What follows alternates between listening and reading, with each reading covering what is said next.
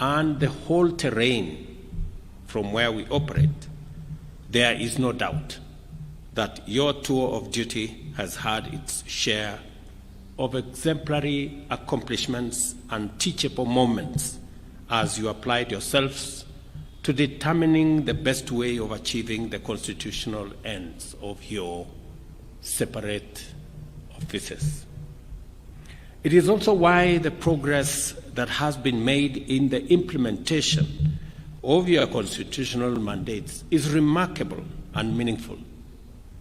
You have not only provided oversight to other arms of government, but you have also made immense contributions to the advancement of constitutionalism, the rule of law, and the administration of justice, as well as the promotion of national values and principles of governance as set out in Article 10 and 232 of our Constitution. Allow me to specifically appreciate your efforts in leading constitutional commissions and independent officers to make their contribution to the national discourse on the protection of fundamental rights and freedoms, the actualization of the national values and principles of governance, the enhancement of inclusion and cohesion, reflection on the sustainability of public sector wage bill, transformations of policing, and the fight against corruption.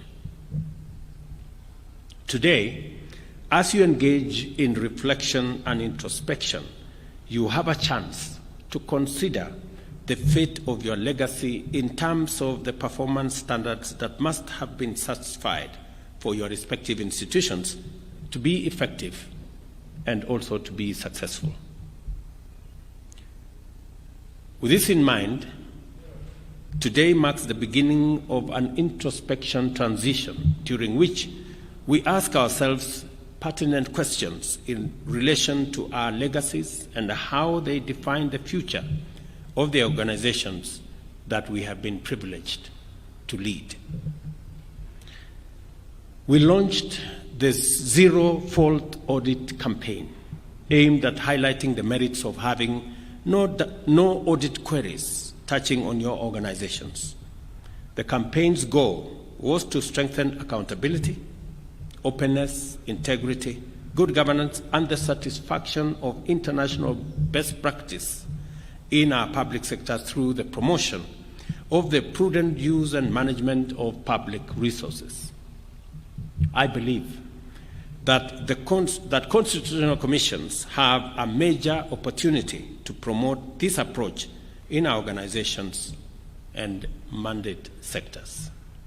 Likewise, it is time to define sustainable standards for organization or organizational transitions, beginning with the process of constituting selection panels to recruit new chairpersons and commissioners.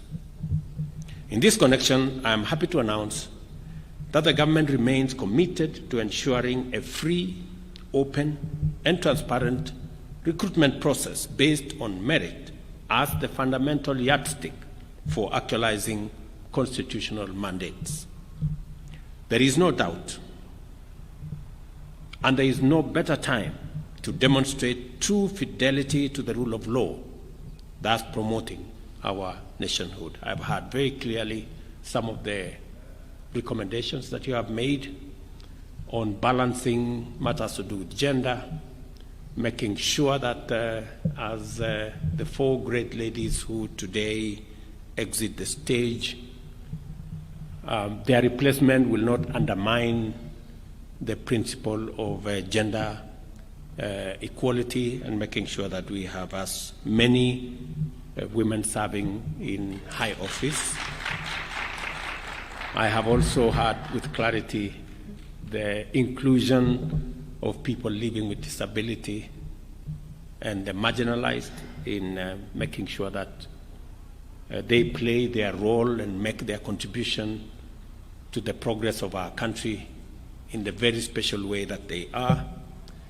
And that will be taken into account as we forge into the future.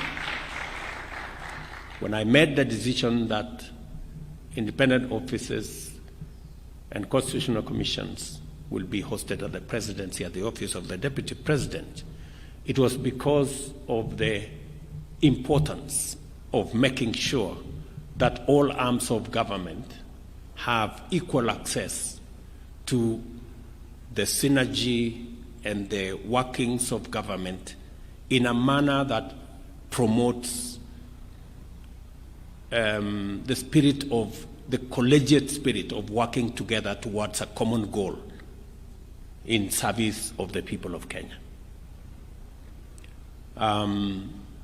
That has worked very well, as has been explained by the Deputy President here, in making sure that despite our independence, or because of our independence, it's also necessary for us to find mechanisms to have a common approach and a common goal in the service of the people of Kenya.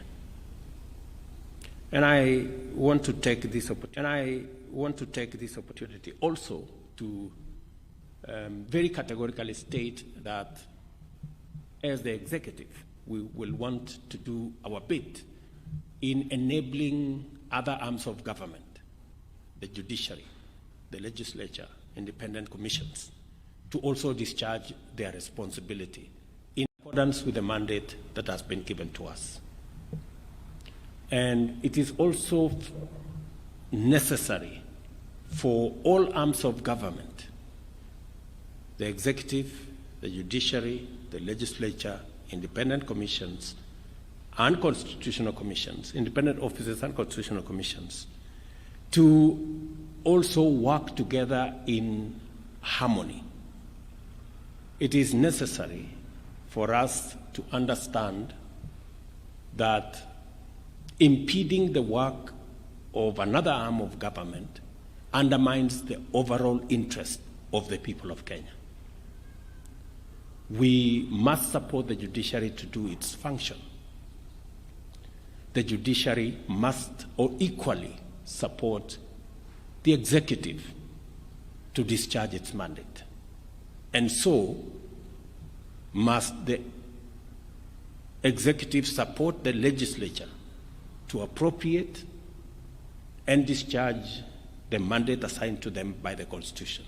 Because ultimately, the interest of the people of Kenya supersede the interest of any one of us or of any arm of government. We must never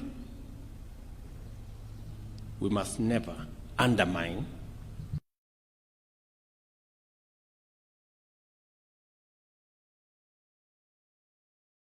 Kenya is far much greater the individual interest of personalities or offices. And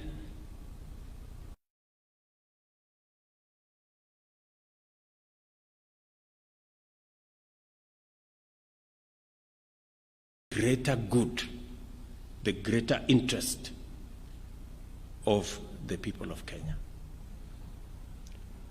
None of the great ladies who spoke here has not mentioned to me about resources. I mean, every one of you has mentioned that you do not have a complete staff establishment. Many of you have said you are unable to optimize the capabilities that are within the commissions that you run because of limitations of financial resources. And so it is a very present issue that all of us, from wherever it is, making sure that we have adequate resources is not the responsibility of the executive alone. It is our collective responsibility as all arms of government, because that way all of us can function properly and serve the people of Kenya better. And we must all work together towards making sure that we support one another in making sure that all arms of government are working as efficiently as possible, because that way, when all arms of government are working, when the judiciary is working and working optimally, when the executive, legislature, and the commissions are working, it serves the people of Kenya better. I am aware that certain commissions, like the Salaries and Remuneration Commission and the Commission of Administrative Justice, the terms of offices for the chairperson and all commissioners expire at the same time, leaving these organizations in undesirable state of suspense.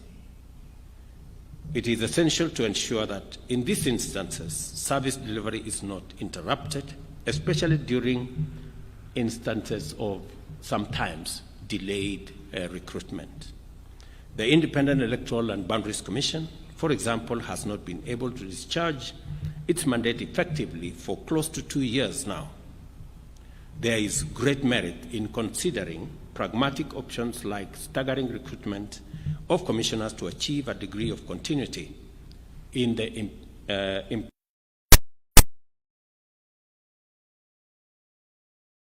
and in close consultation with the Attorney General and the Constitutional Commissions and independent officers, will be tasked with preparing an omnibus bill to give effect to the legal provision for staggered recruitment of commissioners and commission chairs. Additionally, there is need to review the enabling legislative instruments in respect of various constitutional commissions and independent officers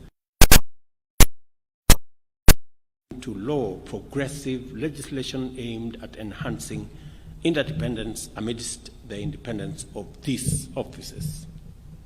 And I'm very happy that our new Attorney General has served in different arms of government. Once upon a time in the judiciary, she has also worked in an independent office, and now she works in the executive. So she has the requisite knowledge and understanding to create as much harmony and coherence as is necessary for us as different arms of government to serve better. Let me repeat, there is absolutely no reason or justification of whatever nature for there to be a competition between different arms of government. Absolutely none. Because we serve the people of Kenya collectively together. Our aim and focus is how do we serve best the people of Kenya? What interest are we pushing? It must be the greater good of the people of Kenya, not this arm of government versus that arm of government, or this independent office versus that commission. I think we will completely miss the point if we enter into the realm of competition between arms of government instead of focusing on serving the people of Kenya. I am persuaded that the framework of engagement between the national government and constitutional commissions and independent offices offers useful opportunities for enhancing the liaison between these two entities. The government recognizes the role of the caucus in coordinating constitutional commissions, and I therefore commit to support the caucus in establishing a properly facilitated secretariat along similar lines as the Intergovernmental Budget and Economic Council.